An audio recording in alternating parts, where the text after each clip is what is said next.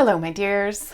This is Annette of AnnetteLeonard.com, back with Chronic Wellness.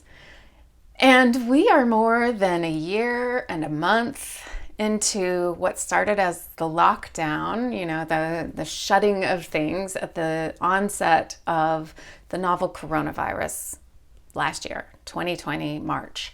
And we are now in April of 2021. And I just want you to cast your mind back to the fact that you had never heard of a coronavirus, most likely, that you didn't know the vocabulary shelter in place, that quarantine was something you probably had only heard about in the movies, that social distance was nothing in our, oeuvre, our psyche, our vernacular. And now all of these things are just things that are part and parcel for our conversation. And I am just kind of living a moment where I am amazed once again at the power of the pandemic and how we're all just muddling through and wondering to myself about what the world looks like on the other side and the ways in which we go about business as usual on the other end of this, or the ways in which our habits are irrevocably changed. And I'm also just thinking about how all of you are faring out there, going about your lives with chronic illness. And I'm wondering about your circumstances, about whether you are somebody who has been able to stay at home this whole time, whether you are an essential worker, whether you are raising a family, whether you are taking care of aged parents, whether you lost your home during this time, whether you lost a job, lost a loved one, whether you've been out protesting, whether you went out and rocked the vote. I wonder how you have gotten through this year and then some that has just continued to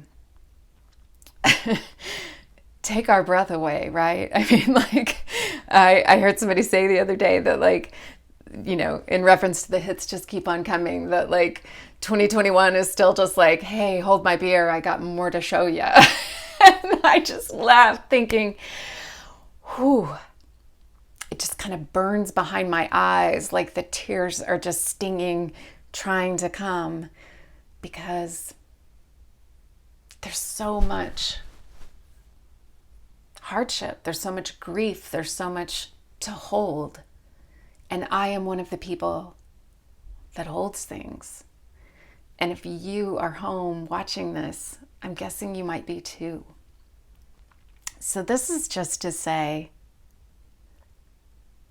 cut yourself some slack. Getting through the day is worth celebrating. However you do that, as long as it's not doing harm to others, and hopefully not doing harm to yourself.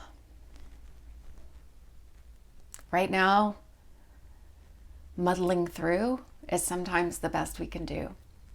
And I talk a lot about how to extend your grace, your kindness, your compassion, your love to yourself. And I think that's so important right now.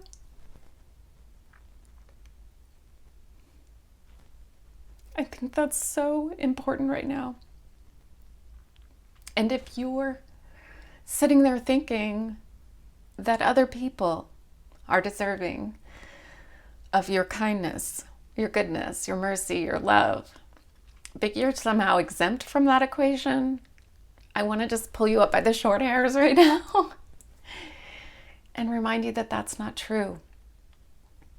That it is a confused sort of narcissism to think that you are exempt somehow from the well of compassion that everyone else gets to draw at except you. So this is to say, take a big old draft. Draw deeply. It is a well without end. It is a spring that springs eternal. So drink. Drink until your heart is full. Drink until you know that you have value and worth. And that the wellspring of love and compassion extends to all of us, and most especially to you. I love you. You are deserving of love, compassion, goodness, mercy.